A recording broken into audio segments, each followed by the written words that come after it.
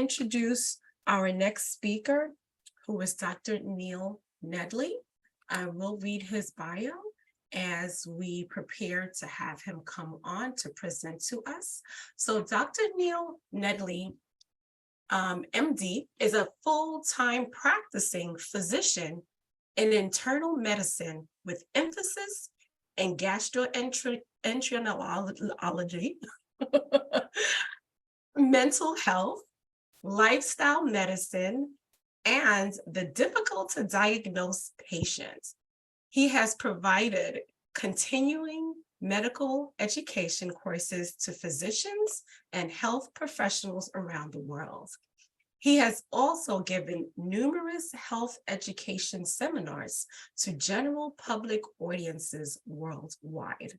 Dr. Nedley is author of the book, Proof Positive: How to Reliably Combat Disease and Achieve Optimal Health through Nutrition and Lifestyle, now in its fourth printing.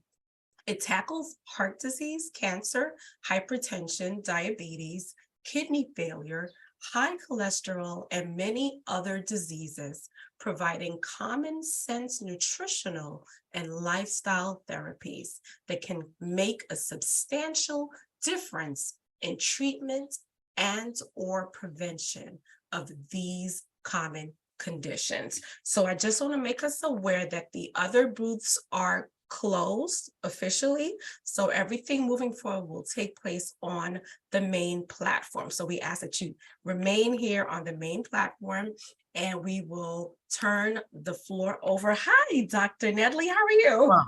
Doing fine. Thank you very much. We welcome you, and we're excited to hear which the Lord impresses upon you to share with us this afternoon. Yes. Yeah, well, thank you very much. And today we're going to be centering in on something that is significantly rising in America today, and that is addictions. Addictions are at an all-time high, and don't believe that you can't get addicted to marijuana. We have many come through our program highly addicted to marijuana for years, and marijuana addiction is going up. Of course, alcoholism is also on the increase. And of course, the opioid epidemic is very much still alive and well. And we, in fact, we shouldn't use the term alive and well because it kills people. Tens of thousands of people are killed every year from alcohol and also opioids. And of course, the benzo addiction is going up significantly as well. Xanax, lorazepam, things of that nature. In addition, we have non-substance addictions at an all-time high. Technology addiction is now the #1 addiction worldwide. And these are people that know that technology is inhibiting them from being successful. They know it's decreasing their productivity. They know it's causing emotional problems in them, or likely causing emotional problems, but they can't seem to give it up, and they can't seem to change. And so fortunately, we've been able to help scores of individuals with these serious addictions by actually getting to the root of why people feel the need to self-medicate themselves with these addictive substances. So before I go further with this, I'm actually going to stop sharing this screen and go to another screen that has to do with dopamine.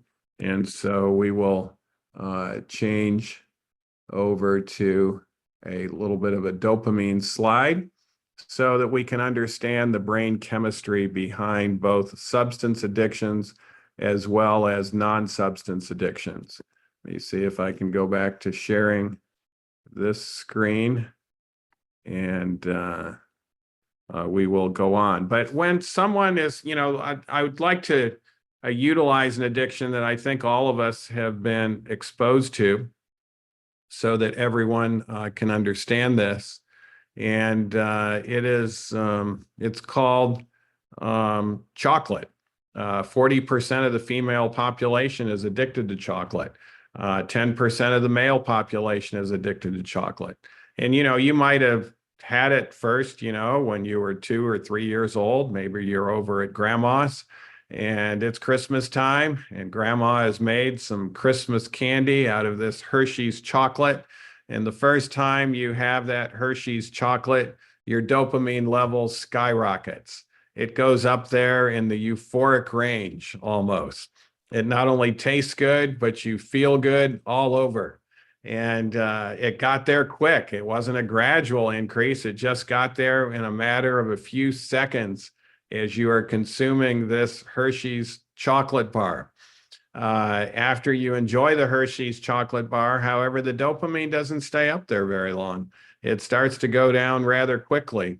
And before you know it, it's back down to where it was before, but it's actually not quite true. A lot of people think it's where it was before, but almost imperceptibly, it actually goes down a little lower than it was before we had that chocolate bar. Now, at this phase, you're looking for grandma and say, Grandma, that was good. Do you have any more of those? Oh, yes, a grandson or granddaughter. I've got more. Go ahead and have another one.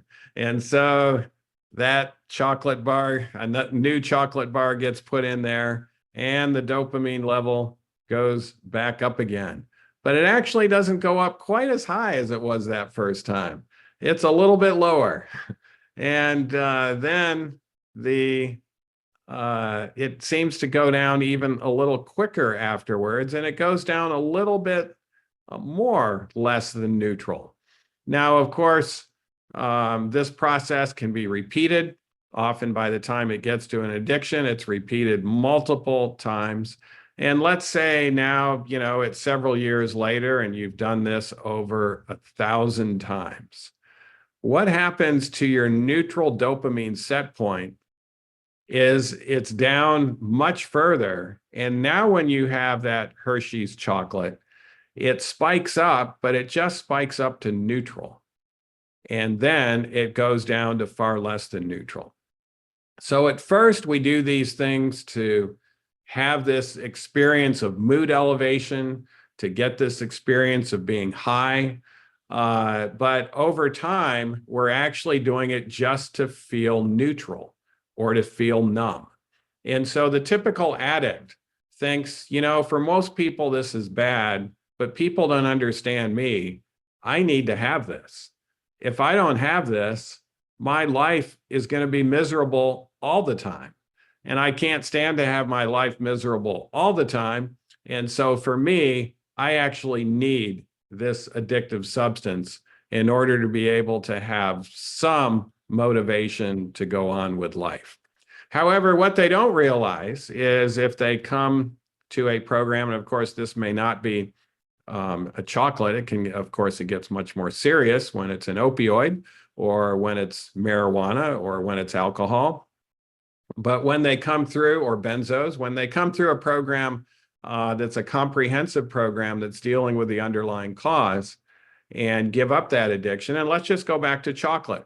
For instance, how I utilize this is when I was a teenager, my father had this addiction. He was not only addicted to chocolate, he was addicted to anything that was sweet.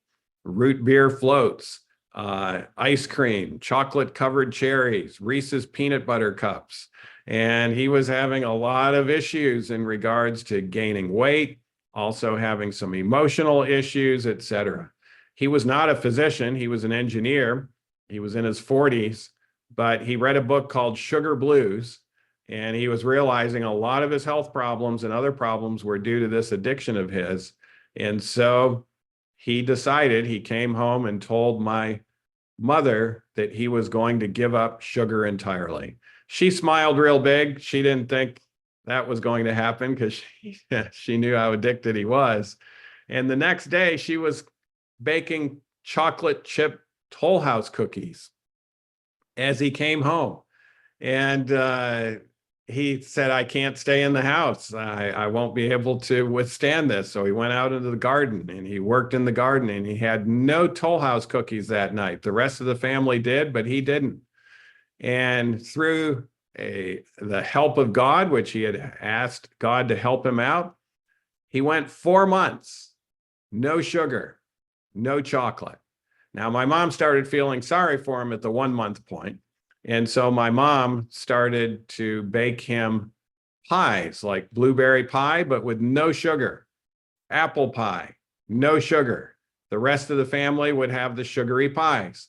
And at the 4 month point, those pies were switched, and she didn't know it. She thought it was the non-sugar pie she was handing her husband, but her husband took that first bite and said, this is a sickening sweet.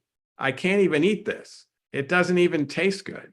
And she says, something's wrong with you. And she went into her pie, which she thought had sugar, and her mouth puckered up. And she says, this is a terrible pie. How can you even eat this pie? But yet he loved the pies at this point without sugar. And he began to enjoy the usual foods with no sugar. Corn became a dessert for him. It was like a very sweet taste because his taste buds had changed. And now he had no interest in sugary things. In fact, it wasn't even tasteful. And he began to enjoy natural food far better than he thought natural food could ever be enjoyed. My uncle used to come to our house from Texas and say it was worth it just to make this trip to see your dad enjoy natural food. I've never seen a man smile so much when he's eating these simple foods and enjoying them so thoroughly.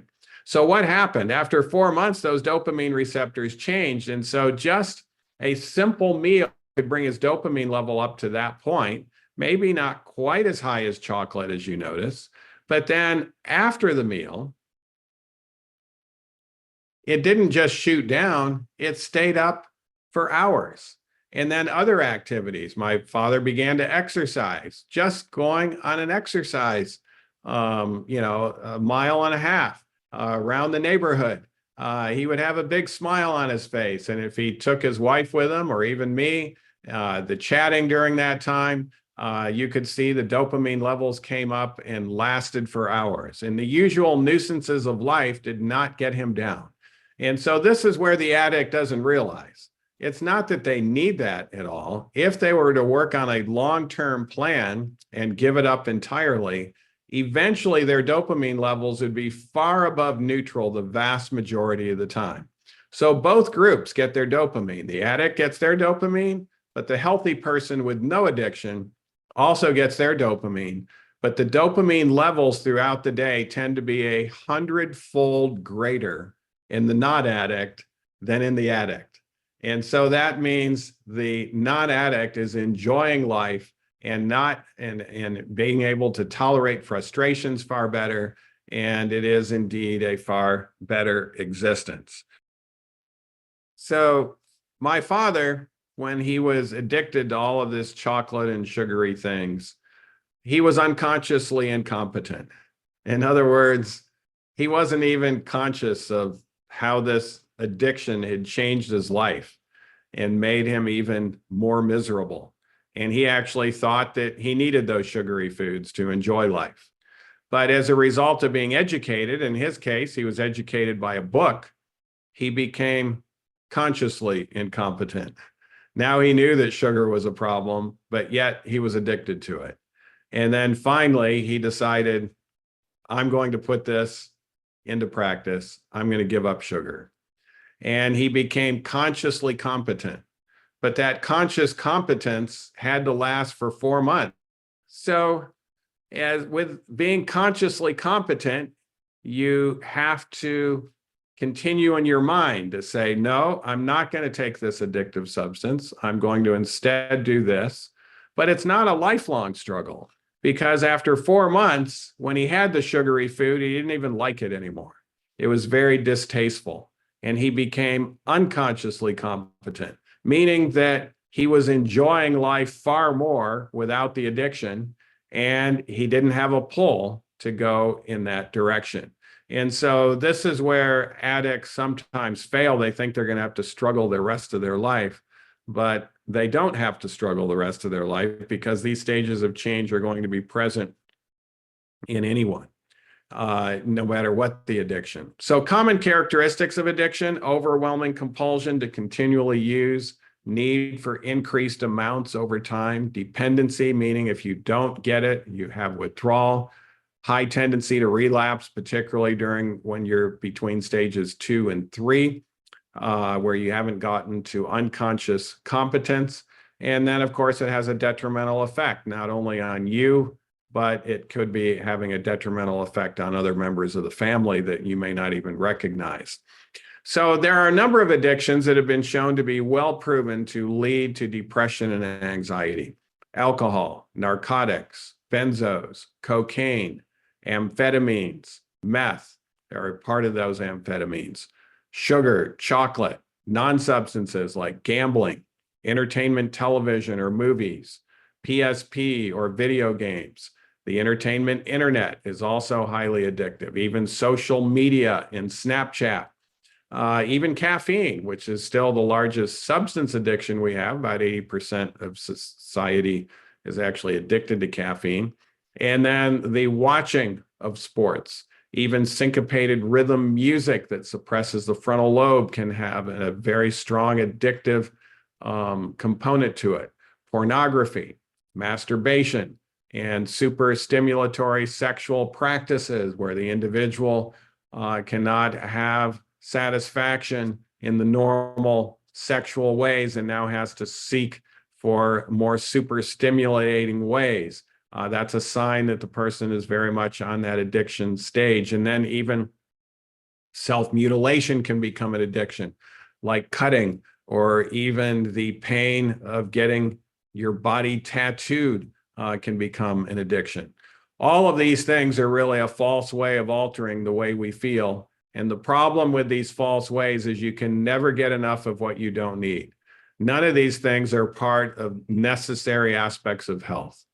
You can never get enough of what you don't need. And why is that? Because what you don't need will never satisfy you.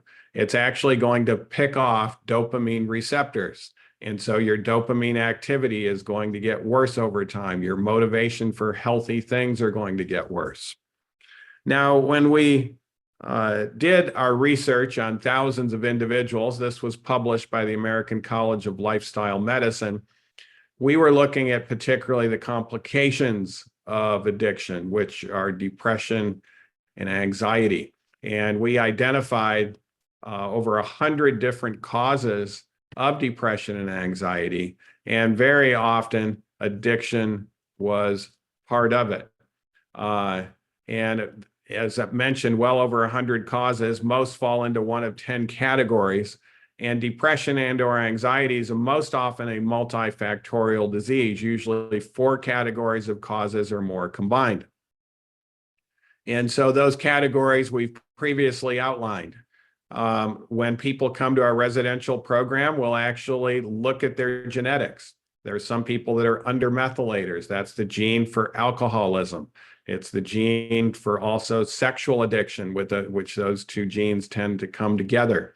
And if we correct the underlying brain chemistry, where the individual is not able to have enough dopamine or serotonin because of genetic mutations, a simple supplement can actually solve this.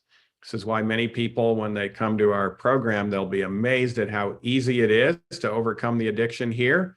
And then when we find the underlying reason why they're self-medicating, and maybe just a simple supplement that they're taking, it actually helps to remove that strong desire. There are developmental or adverse childhood experiences that can lead to addictions. Studies show if you have been sexually abused as a child, you're far more likely to turn to addictions, to self-medicate. And it might even be sexual addictions, even though you were sexually abused, but much higher rates of alcoholism, meth usage, et cetera. Lifestyle hits. If you're not regularly exercising, you're not getting enough fresh air and sunlight, that actually has a significant role in adverse brain chemistry. And so people are going to tend to go to addictions and screens and technology instead of going outside. Circadian rhythm, where they have their sleep-wake cycles off. We talked about addiction hits, but nutrition also plays a significant role.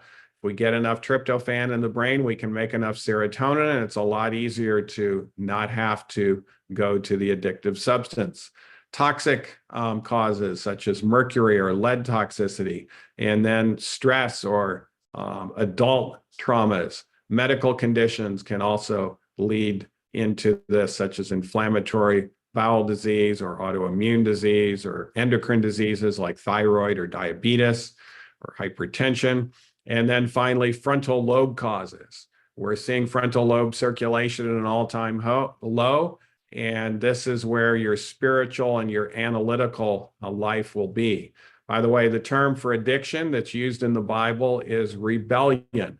Rebellion means that you know it's bad for you. You know God doesn't want you to do it, but you're doing it anyways and repetitively. And that's what addictions are.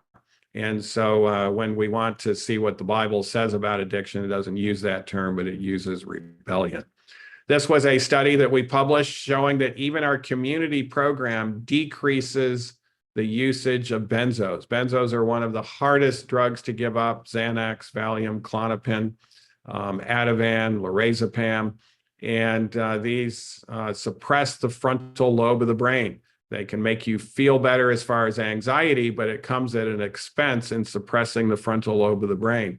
And when we start reversing those 10 hits, what a difference it makes. This was the study showing how many participants were using benzos at baseline, over 300 of them, and at the end of the 8 weeks, it was down to less than 50. A remarkable difference. And it wasn't a benzo recovery program, it was a depression and anxiety recovery program that made that difference. And so these were the usage aspect as well. In fact, it even got some press. Novel program reduces depressive symptoms and benzo use. So if we can get to the root cause of it, it's far better than just dealing with the addiction itself. So what are some of the approaches that help in overcoming addiction? Physical exercise. To become physically fit is actually better for your brain than it is your body. Hydrotherapy is also very helpful. The contrast hydrotherapy, particularly the cold water treatments, actually help stimulate the brain to be able to overcome addictions. And we have an individual that's actually just recently, well, it was about a little over a year ago, gave up. He was on opioid, tobacco, benzos, all of this at once. And he realized he couldn't help himself. And so he came to the program. And of course, we had to detox him the first few days. And then finally, he had detoxed enough to participate in the program. And he did not want to get into the cold. He just refused to get into the cold. And then fortunately, we had given him enough spiritual help that he even thought himself, if Christ could get on the cross for me, then I can get into this cold tank for him. And so he got into the cold tank, and studies show it has to be uncomfortably cold to work, but not dangerously cold. And as a result of those hydro treatments, even after that first one, he felt so much better. He now had the wherewithal with better brain circulation to be able to put the other approaches into practice. And so this contrast hydrotherapy is particularly important for these very tough addictions. Light therapy helps us make more serotonin and particularly can set our body clock if we have sleep problems. Tryptophan combined with carbs. When we eat meat, meat is a carbohydrate deficient food, and the tryptophan doesn't get into our brain. It can get into our muscles, but not into our brain. So we want tryptophan with carbs and the B vitamins. Sometimes we'll utilize an approach such as lavender oil called lavella. That's very helpful in alleviating the anxiety when people are coming off of benzos, where their anxiety tends to get tenfold worse. And then maybe in regards to benzos, we can't stop those immediately if they're large doses. We have to, if you do that, the person can seize and actually die. So we switch them over to a longer acting one. It's a lot harder to overcome Xanax and lorazepam than it is Valium and Klonopin. And so we'll switch them over to a long acting and then gradually be able to get them off of it. And they'll leave our program, our residential program, with less anxiety without benzos than they ever had with. And then cognitive behavioral therapy, where a lot of people overcoming addictions, when they are in withdrawal, they get into stinking thinking and they want to just stop thinking by getting into their addict of choice. But with the cognitive behavioral therapy, we help them to be able to correct their distorted thoughts. And then there's far less tendency for them to relapse. In fact, an AA did a study, Alcoholics Anonymous. If you combine it with a program such as ours in helping with cognitive behavioral therapy, it increases the success fourfold, not just a 10 or 20% increase, a fourfold increase, which is pretty dramatic. And then enhancing the frontal lobe through spiritual therapy, good devotions, applying the principles of the Word of God are also helpful. This study showed from University of Wisconsin and Indiana that exposed 300 men and women to pornography, and then a randomized control group were not exposed to pornography. And just after 6 weeks, less interested and less attracted to their partner if they were in the porno group, more self-absorbed, less empathy for others around them, began to live in a very self-centered world and shut down emotionally in just 6 weeks. Dr. Zillman, the study's author, said the negative effects of pornography on emotional intelligence have been more consistently proven than the links between smoking and lung cancer. And we have a lot more porno addicts these days than we do nicotine addicts, although nicotine is making a surge with all of the vaping and things. But pornography has a significant adverse effect on the brain, and those dopamine receptors just start to get picked off as a result of this pornographic lifestyle. In fact, we talked about 4 months for sugar. It'll take 3 months, no pornography, no masturbation, no orgasm, for the brain to reboot and get those dopamine levels back to where they were. It takes 90 consecutive days, but it's well worth it. And once people are educated on this, they can be well motivated and they can start achieving those dopamine levels like we talked about earlier in a very healthy state. And fortunately, the brain can recover from even tough addictions like this. So overcoming addictions requires the understanding of temperance, moderation in the use of healthy substances, and abstinence from unhealthy substances. And why abstinence from the unhealthy? Well, first, because it is unhealthy, but secondly, because the addictive nature of many unhealthy substances. And if we reward ourselves once in a while, my father, after he overcame his sugar addiction, he didn't try to reward himself at holidays to say, well, now I can get this sweet taste. He never did reward himself. And he actually, by doing that, rewarded himself, because apples tasted as good to him as apple pie used to with all of that sugar. And so when we give it up, it seems like it's cruel to say we shouldn't ever use it again, but it's actually the most merciful thing.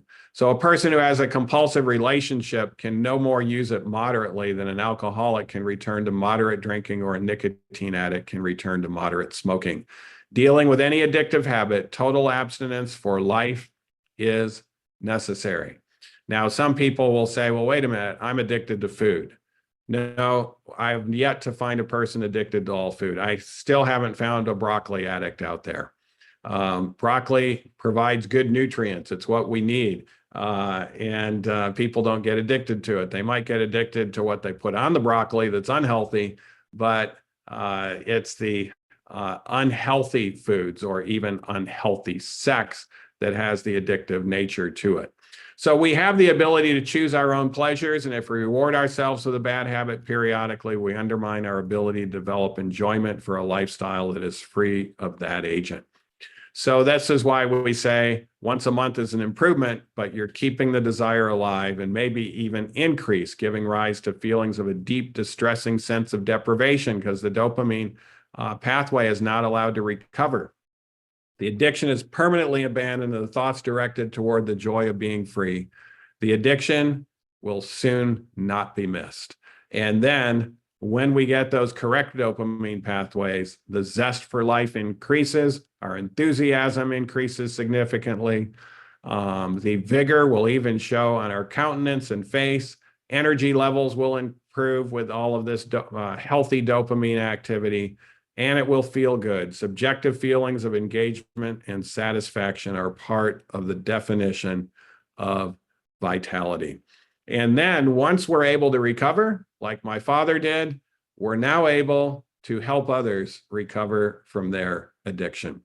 And we're able to actually empathize with them. The most powerful change agent is actually empathy. And when we have a full frontal lobe that's functioning, we're far better able to empathize with others and be compassionate and merciful with them to bring them along the pathway of recovery as well, including that spiritual aspect of enhancing the frontal lobe of the brain.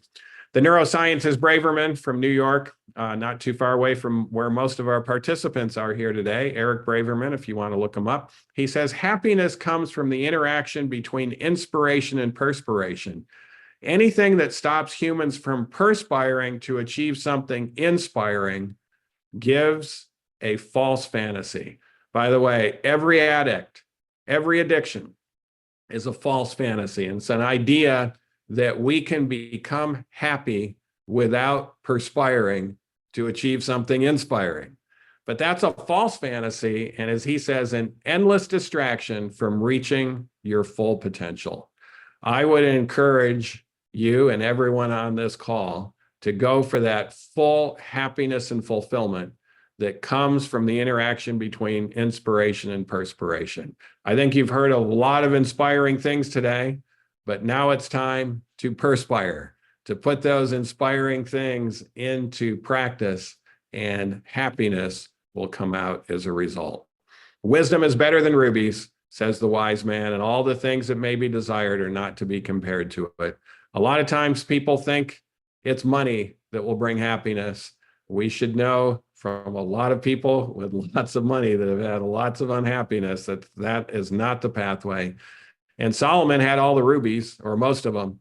He was the wealthiest man. In fact, Forbes magazine did a discussion on Solomon. He would make Bill Gates seem like a poor man, and so would he make Warren Buffett seem like a poor man. They didn't have money compared to Solomon as far as how much money they had for the global monetary supply. And Solomon says there's something better than rubies, and that's wisdom. That means to have that enhanced frontal lobe full of health and vitality and all the things that may be desired.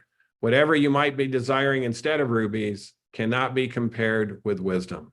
So if we get on the best pathway of taking care of these hits or blows to our brain that are inhibiting our success, be it addictions or poor nutrition or poor lifestyle, it's time to invest in what will bring us the most fulfillment and happiness and make us a far more positive influence to others. I'm glad to open it up for questions at this time. Amen. Amen. Thank you, Dr. Nedley, for that timely and very informative presentation. You know, I'm sure we all see the effects of these addictions, and some of us are struggling ourselves. And even as you began your presentation and you touched on chocolate, someone in the chat says, "Oh, I use vegan dark chocolate." What would you say to that? Well, the issue with chocolate is, you know, cocoa. A lot of people will argue, well, cocoa, where chocolate comes from, is an antioxidant, doesn't have some health with it. But, you know, if you take that antioxidant by itself, it's not palatable. It's bitter. So how do we make it palatable? We have to dump sugar in it, and we have to dump fat.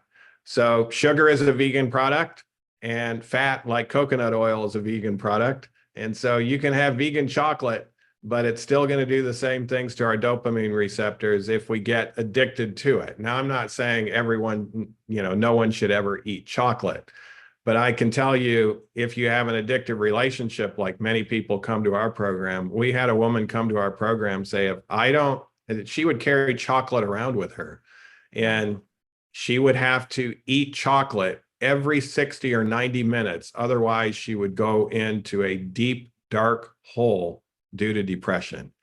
Well, and of course, she was gaining weight, all of those things. This is a person that's addicted to chocolate.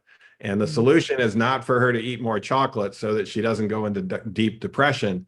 Her solution is to get rid of chocolate and do other things that can enhance her dopamine activity and dopamine receptors so that she's no longer in need of it.